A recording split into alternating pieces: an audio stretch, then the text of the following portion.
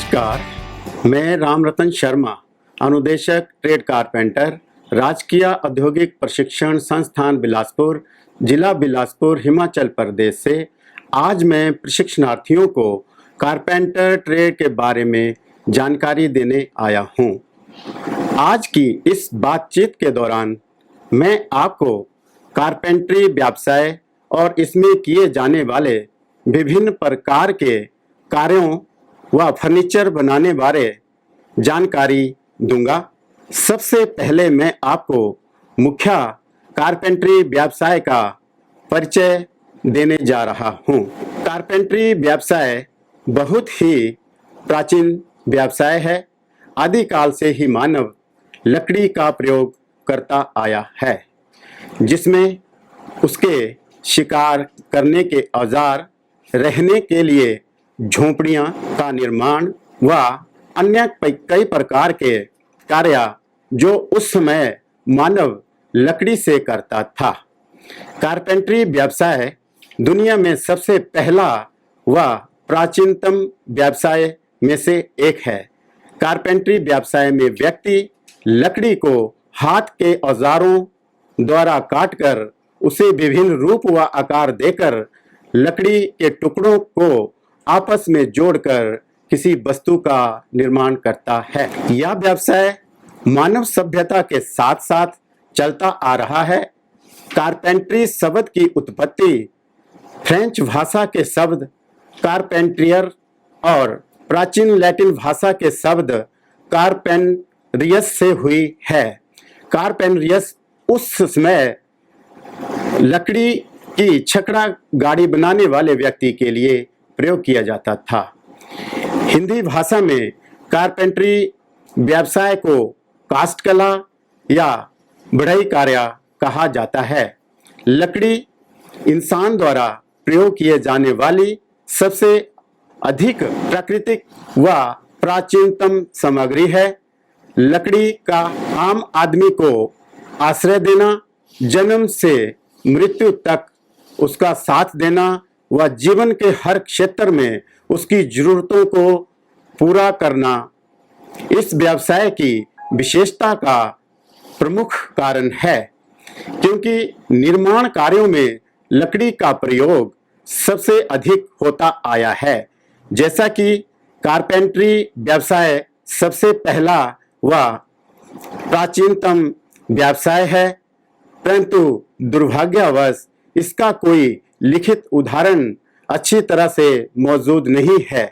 फिर भी कुछ उदाहरण पहली शताब्दी ईसा पूर्व मार्क विट्रूवियस व आर्किटेक्टा की D10 किताबें समूह में कारपेंटरी व्यवसाय की कुछ चर्चा है। दुनिया में कुछ बहुत पुराने जीवंत उदाहरण आज भी मौजूद हैं, जिनमें से लकड़ी से बने चीन के नैनचांग मंदिर है। ये मंदिर साल 782 ईस्वी में बनाया गया था। इसके अतिरिक्त 11वीं शताब्दी के ग्रीन स्टैच चर्च व 2018 में भारत में खोजे गए कुछ रथ के अवशेष भी शामिल है। बताया जाता है कि ये अवशेष महाभारत कालीन है। समय के साथ साथ इस व्यवसाय ने उन्नति की। 16वीं शताब्दी तक यूरोप में आराम मशीनें अस्तित्व में आई। इससे इस व्यवसाय ने और गति पकड़ी। 18वीं शताब्दी में औद्योगिक क्रांति के दौरान बहुत सारे आविष्कार हुए, जैसे भाप के इंजन तथा अन्य मशीनों का आविष्कार भी हुआ। इसी दौरान कीलों का बनाना सरल हुआ। इससे पहले कीलों को हाथ से बनाया जाता था। 19वीं शताब्दी में इलेक्ट्रिकल इंजीनियरिंग का विस्तार बड़े पैमाने पर हुआ, जिससे बिजली के उपकरण बनाए गए। 20वीं शताब्दी में गोंद का आविष्कार होने से प्लाईवुड बनाने से लकड़ी उद्योग में और बड़ी क्रांति आई। कारपेंटरी व्यवसाय का इतिहास तब सामने आया जब 1217 ईस्वी में इसका कुछ लोगों ने एक संगठन बनाया। बाद में इसी संगठन ने 1881 ईस्वी में एक यूनियन का गठन किया और 8 घंटे कार्य करने को सुनिश्चित किया, जो आज भी चल रहा है। दुनिया भर की सभ्यता व संस्कृतियों के विकास में कारपेंटरी व्यवसाय का विशेष योगदान रहा है। पुराने समय में इस व्यवसाय का ज्ञान एक पीढ़ी से दूसरी पीढ़ी में स्थानांतरित किया जाता था और वर्तमान समय में यह औद्योगिक व व्यावसायिक शिक्षा के रूप में सामने आया है। एक कारपेंटर नई इमारत के निर्माण में व पुरानी इमारत के कार्यों में सहायक रहता है तथा फर्नीचर बनाने में व्यस्त रहता है। यह एक इंजीनियरिंग व्यवसाय है।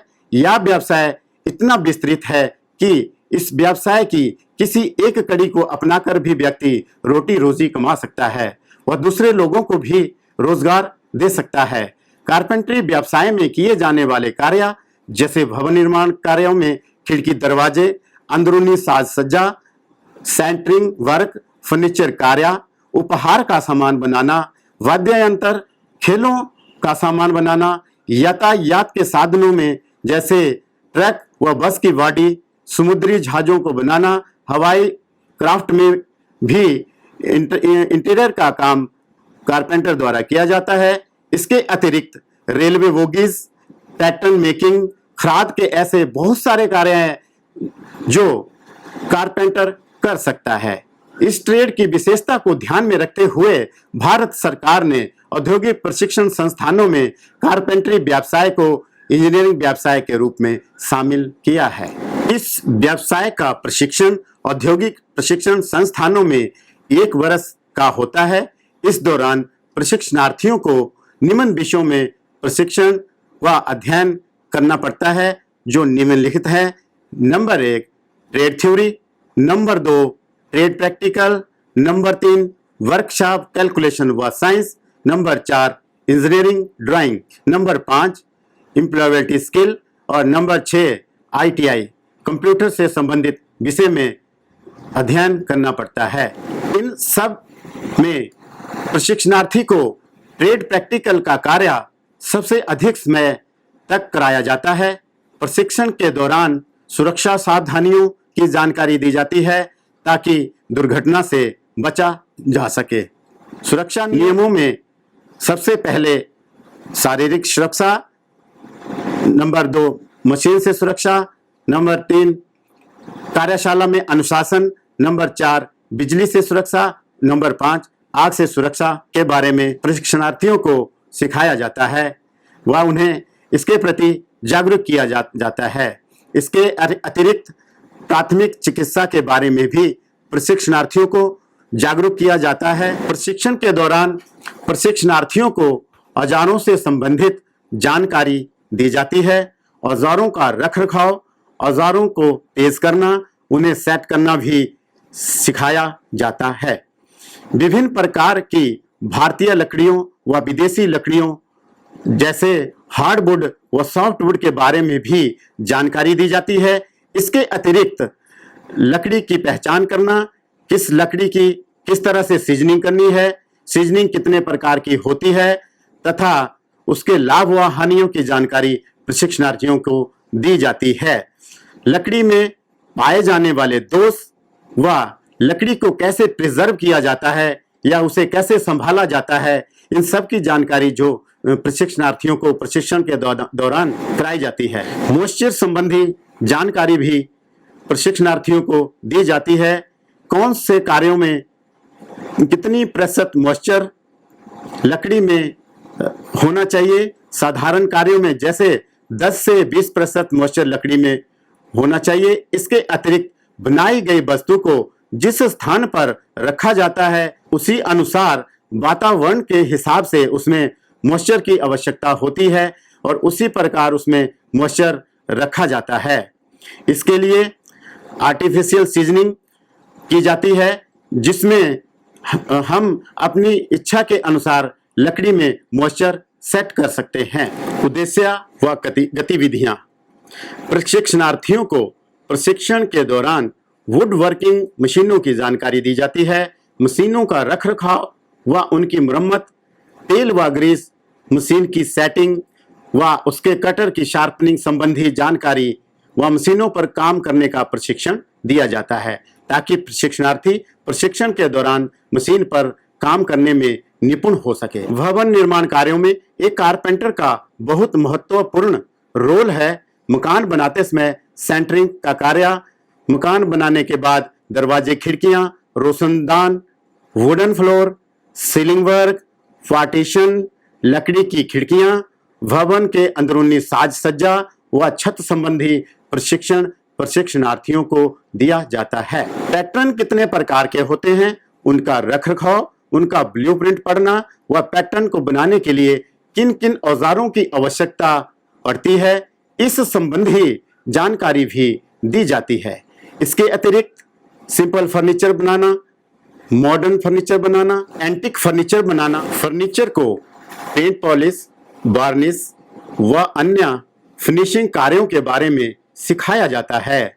पॉलिश कितने प्रकार की होती है, किस तरह से की जाती है व अन्य पदार्थों जैसे हार्डवेयर का सामान, नट बोल्ट, खिड़की व दरवाजों में प्रयोग होने वाले सभी प्रकार के मेटल के सामान की फिटिंग का अभ्यास करवाया जाता है। किस तरह से लकड़ी को निशान लगाना है, लकड़ी की चिराई कैसे करनी है, प्लेनिंग व विभिन्न प्रकार के जोड़ों संबंधी प्रशिक्षण प्रशिक्षणार्थियों को दिया जाता है। लकड़ी की वस्तु को सुंदर व आकर्षक बनाने के लिए उसमें कौन कौन से कार्य किए जाते हैं, जैसे कार्विंग वर्क, इनले वर्क, सतह पर डिजाइन बनाना, मेटलिंग, पंचिंग, मोड़ना या वल देना, सजावटी किले लगाना, सनमाइका आदि लगाने संबंधी प्रशिक्षण दिया जाता है। इसके अतिरिक्त प्रशिक्षणार्थियों को कुछ एलाइड ट्रेड का बेसिक प्रशिक्षण दिया जाता है, जैसे फिटर ट्रेड का बेसिक प्रशिक्षण, शीट मेटल, वेल्डिंग वर्क संबंधी कुछ बेसिक जानकारी प्रशिक्षणार्थियों को दी जाती है। प्रशिक्षण पूरा करने व उत्तीर्ण होने के बाद प्रशिक्षणार्थियों को राष्ट्रीय ट्रेड प्रमाण पत्र NTC प्रदान किया जाता है।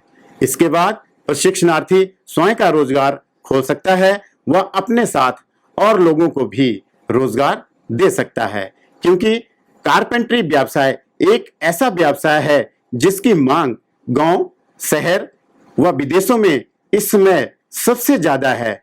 अपना रोजगार अपनाने से बेरोजगारी की दर कम होती है और व्यक्ति राष्ट्र निर्माण में अपना विशेष योगदान देता है। इसलिए इस व्यवसाय को अपनाने के बाद व इसमें प्रशिक्षण लेने के बाद व्यक्ति स्वयं का रोजगार भी अपना सकता है। आज के समय में स्वयं के रोजगार का महत्व, मौजूदा समय में अपना बिजनेस करने के निम्न लाभ हैं। अपना व्यापार करने से व्यक्ति अपना बॉस खुद होता है, जबकि नौकरी करने से उसे दूसरों के अधीन काम करना पड़ता है। यदि व्यक्ति किसी दूसरे के पास नौकरी करता है तो कमाने वाला सिर्फ वो स्वयं होता है व आय का साधन भी सीमित होता है, जबकि बिजनेस में व्यक्ति स्वयं का रोजगार तो अपनाता ही है, इसके अतिरिक्त वह अन्य लोगों को भी रोजगार देता है, जिससे उसके काम करने की क्षमता कई गुना बढ़ जाती है, क्योंकि उसके साथ और लोग भी काम करने वाले जुड़ जाते हैं, जिससे हम स्मार्ट वर्क भी कहते हैं। इससे व्यक्ति की आय में वृद्धि हो जाती है, जबकि नौकरी करने में यह संभव नहीं है। नौकरी सुरक्षित भी नहीं है, क्या पता आपको किसी कारण से नौकरी छोड़नी पड़ जाए या आपको नौकरी से निकाल दिया जाए, परंतु अपने बिजनेस में ऐसा कोई भय नहीं है। नौकरी में एक सीमित आय व्यक्ति की होती है, परंतु अपने व्यापार में जितनी मेहनत करोगे उतनी आय बढ़ती जाएगी। जैसा कि हम खुद के लिए तो रोजगार पैदा करते ही हैं, अपने साथ अन्य व्यक्तियों को भी रोजगार देते हैं, जिससे हमें बहुत सारे परिवारों को रोजगार प्रदान करने का अवसर मिलता है।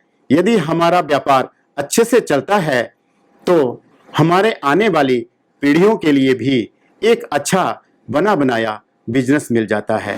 नौकरी में व्यक्ति के लिए बंदिश होती है, जबकि अपने काम में आज़ादी है। अपना रोजगार अपनाना और दूसरों को रोजगार देना अपने आप में राष्ट्रभक्ति है। इसलिए अपना व्यापार करना सबसे सर्वोत्तम है।